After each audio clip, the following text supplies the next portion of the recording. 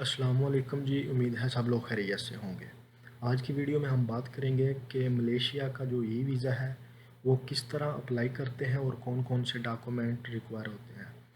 तो ये वेबसाइट है, इसके ऊपर सारी इन्फॉर्मेशन दी हुई है। मैं आपको स्टेप बाय स्टेप बताता हूँ। सबसे पहले ये है कि जो आप मलेशिया का वीज़ा है वो किस किस तरह से अप्लाई कर सकते हैं। तो या तो आप जो है मैनुअली एक फॉर्म डाउनलोड करके उसके ऊपर सारी अपनी डिटेल ऐड करके और सारे डॉक्यूमेंट अटैच करके डायरेक्ट एम्बेसी को जो है वो अपने डॉक्यूमेंट सेंड कर सकते हैं। और या दूसरा ये तरीका है कि आप ऑनलाइन अपना ई वीज़ा अप्लाई कर सकते हैं।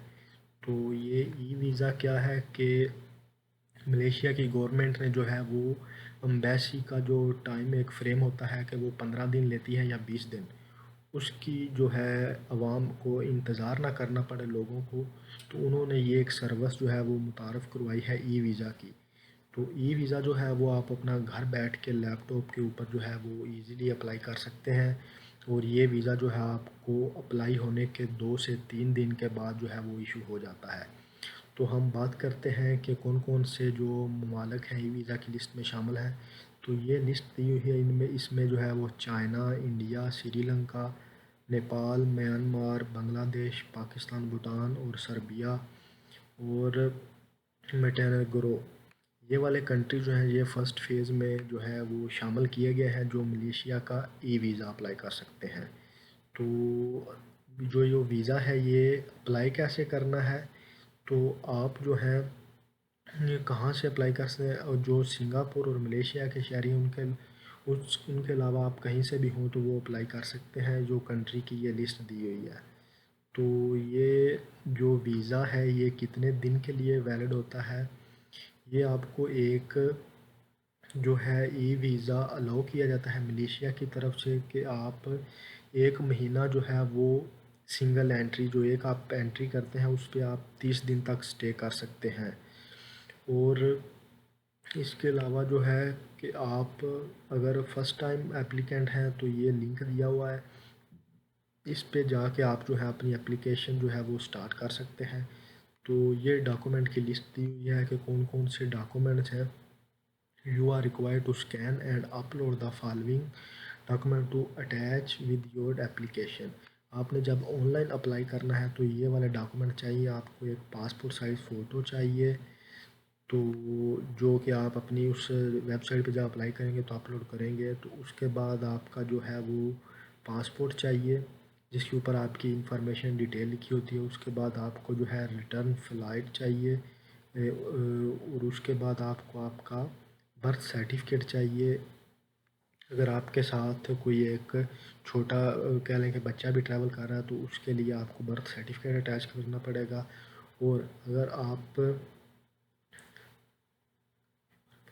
अगर आप जिस मुल्क से अप्लाई कर रहे हैं, फॉर एग्ज़ाम्पल आप गल्फ़ से अप्लाई कर रहे हैं या पाकिस्तान से अप्लाई कर रहे हैं, आप किसी भी एशिया के कंट्री से या अरब ममालिक से अप्लाई कर रहे हैं, तो इनके लिए कुछ माइनर से डॉक्यूमेंट की रिक्वायर्ड, जैसे आप पाकिस्तान, इंडिया या बांग्लादेश से अप्लाई कर रहे हैं तो आपको वहाँ का जो आपका नेशनल आईडी कार्ड है वो आप साथ अटैच करेंगे। और अगर आप गल्फ़ कंट्री से कर रहे हैं तो आप अपना अकामा जो है उसकी ट्रांसलेशन इंग्लिश में और उसको चैम्बर ऑफ कॉमर्स से अटैच करवा के जो है वो भी साथ अटैच करेंगे।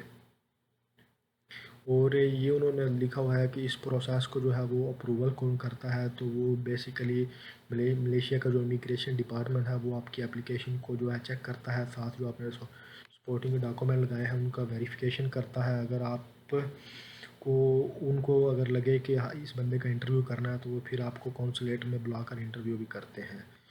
तो उसके बाद लिखा हुआ है how will I be contact regarding my e visa application. तो आप उनको ईमेल के ज़रिए भी जो है वो कॉन्टैक्ट कर सकते हैं। तो उसके बाद है do I have a print out my e visa. तो आप अपना जब ई वीज़ा आपको ईमेल के ज़रिए आ जाता है तो आप A4 साइज़ के ऊपर उसको प्रिंट कर सकते हैं। और जब आप साथ ट्रैवल करेंगे तो बाकी डॉक्यूमेंट के साथ आपको ये भी लगवाना होगा। वह document are needed at entry check point. जब आप वहाँ मलेशिया लैंड करते हैं तो वहाँ पर आपको कौन कौन से डॉक्यूमेंट चाहिए होते हैं। आपको आपका ई वीज़ा चाहिए जो आपने प्रिंट करवाना है। उसके बाद आपको बैंक स्टेटमेंट चाहिए कि आप जो स्टे कर रहे हैं वो उस स्टे के लिए आपके पास अमाउंट जो है वो मौजूद है। उसके बाद जो है एक वैलिड और अथेंटिक रिटर्न टिकट चाहिए, और उसके बाद आपको अकोमोडेशन का अप्रूव चाहिए।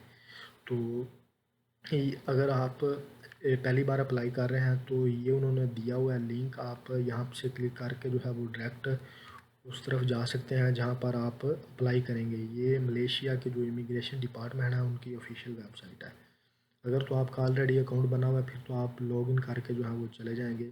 अगर आपका नहीं तो फिर आप इधर न्यू अप्लाई है तो यहाँ पर आप आ जाएंगे। यहाँ पर आप अपनी डिटेल एंटर करेंगे, आप अपना नाम, अपना जो फैमिली नाम है, उसके बाद आपकी नेशनैलिटी कौन सी है, आपका पासपोर्ट नंबर, यहाँ पर आप जेंडर और डेट ऑफ बर्थ ऐड करेंगे। और यहाँ पर आ जाता है कि आप जिस कंट्री से अप्लाई कर रहे हैं वहाँ का आप एड्रेस यहाँ पर मेंशन करेंगे। आप पाकिस्तान से कर रहे हैं तो यहाँ पर पाकिस्तान का एड्रेस करेंगे। अगर आप किसी गल्फ़ कंट्री से कर रहे हैं तो यहाँ पर उस गल्फ़ कंट्री का आप अपना एड्रेस डालेंगे। यहाँ पर आप अपना ईमेल और पासवर्ड ये कैप्चा ऐड करने के बाद आप रजिस्टर करेंगे। ये सब चीज़ें करने के बाद जो है आप लॉगिन में जब जाएंगे तो वहाँ पर एक एप्लीकेशन आपके सामने आ जाएगी। उस एप्लीकेशन में जो है वहाँ पर अपना जो है सारी डिटेल ऐड करेंगे, आप अपना जो है डॉक्यूमेंट सारे अटैच करेंगे। आप अपना पासपोर्ट की स्कैन कापी अपनी जो है वो पासपोर्ट साइज़ इमेज होगी। उसके बाद आप अपनी जो है वो बैंक स्टेटमेंट उसके अंदर ऐड करेंगे। उसके बाद आप अपना जो है आईडी जो प्रूफ है वो ऐड करेंगे। वो सब तमाम चीज़ें ऐड करने के बाद आप जो अपनी एप्लीकेशन जो है वो सबमिट कर देंगे। तो एप्लीकेशन सबमिट करने के बाद ये होगा कि वो जो इमिग्रेशन डिपार्टमेंट है वो आपके तमाम डॉक्यूमेंट को चेक करने के बाद, वेरीफाई करने के बाद आपको जो है वो नोटिफाई करेगा ईमेल के थ्रू या आपको कॉल के थ्रू ईमेल करेगा कि आपके डॉक्यूमेंट जो है वो वेरीफाई हो गए हैं। आप अब जो है वीज़ा अप्लाई करने जो वीज़ा फ़ी है वो आप सबमिट करवाएं। तो जब आप वीज़ा फ़ी जो है वो सबमिट करवा देंगे तो सबमिट फ़ी करवाने के बाद 2 से 3 दिन के अंदर जो है वो आपका वीज़ा आपको ईमेल के ज़रिए आ जाएगा। तो इस तमाम प्रोसेस की अगर आपको समझ नहीं आई तो आप वीडियो के कमेंट सेक्शन में अपना जो है जो भी क्वेश्चन है उसको लिख सकते हैं, और ये वाले जो तमाम लिंक हैं वो मैं वीडियो की डिस्क्रिप्शन में ऐड कर दूंगा। अगर आपको किसी भी किस्म की हेल्प चाहिए हो टूरिस्ट वीज़ा अप्लाई करने के लिए मलेशिया का, या कवर लेटर लिखने के लिए, तो आप मुझसे रब्ता कर सकते हैं। और किसी भी शेंजन स्टेट का अगर आप विज़िट वीज़ा अप्लाई करना चाहते हो उसके लिए भी आपको हेल्प चाहिए तो आप मेरे साथ रब्ता कर सकते हैं। इंशाल्लाह एक नई वीडियो में एक नए टॉपिक के साथ फिर मुलाकात होगी। तब तक के लिए इजाज़त दीजिए। अल्लाह हाफ़िज़।